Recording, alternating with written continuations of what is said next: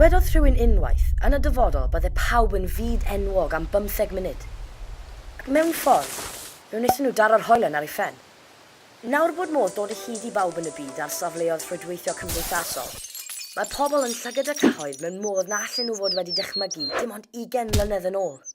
Mae miloedd ar filoedd o ddelweddau'n cael eu llwytho i'r we bob un dydd. Ond i llawer o bobl ddim yn sylweddoli y gallen nhw golli rheolaeth dros y ddelwedd am byth ar ôl iddi gael ei llwytho i'r we. Mae bwlio bob amser wedi bod yn broblem, a dyw bwlio Ar-lein ddim yn wahanol i fwlio yn y byd go iawn.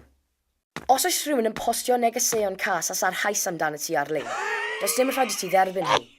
Reportio fe i dy ysgol, dy rieni neu dy gyflogwr.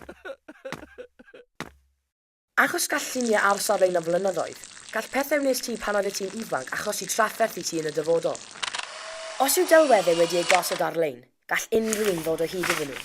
Dy deulu, dy athrawon, dy gyflogwr yn y dyfodol, ac efallai na fydd pethau oedd i'w gweld yn ddoniol ar y pryd yn ymddangos yn ddoniol flynyddoedd yn ddiweddarach. Mae digon o resymau i feddwl yn ofalus am beth rwy ti'n ei bostio Ar-lein a sut rwy ti'n byw dy fywyd Ar-lein yn gyffredinol. Pan rwy ti'n dod yn ffrind i rywun, efallai nad wyt ti'n nabod pwy ydyn nhw mewn gwirionedd. Ac wrth fod yn ffrind i rywun ar safle rhwydweithio cymdeithasol neu yn ystod gêm Ar-lein, rwy ti'n gadael yr unigolyn hwnnw i mewn i dy fywyd personol a gadael iddyn nhw weld gwybodaeth personol amdano ti, ac mewn ffordd, rwy ti'n ei gadael i mewn i dy gartref. Os ydyn ni'n meddwl am sut rydyn ni'n byw ein bywydau Ar-lein, rydyn ni'n gwneud pethau bob dydd na fyddwn ni byth yn breuddwydio gwneud yn y byd go iawn. Fydde ti'n dweud y union ddyddiad geni wrth ddieithryn, yn dweud a wyt ti'n sengl ac yn rhoi pentr o luniau personol iddyn nhw gael gwneud beth fyna nhw gyda nhw? Na, doeddwn ni ddim yn meddwl hynny.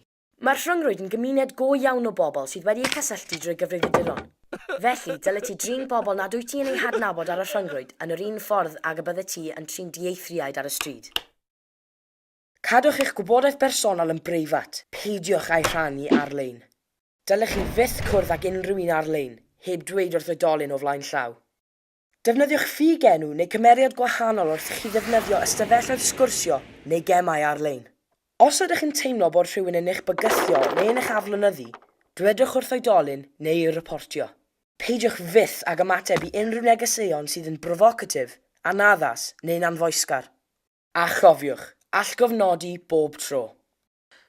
Drwy ddilyn y cyngor hwn a defnyddio dy synwyr cyffredin, gallu di fwynhau dy fywyd Ar-lein yn ddiogel.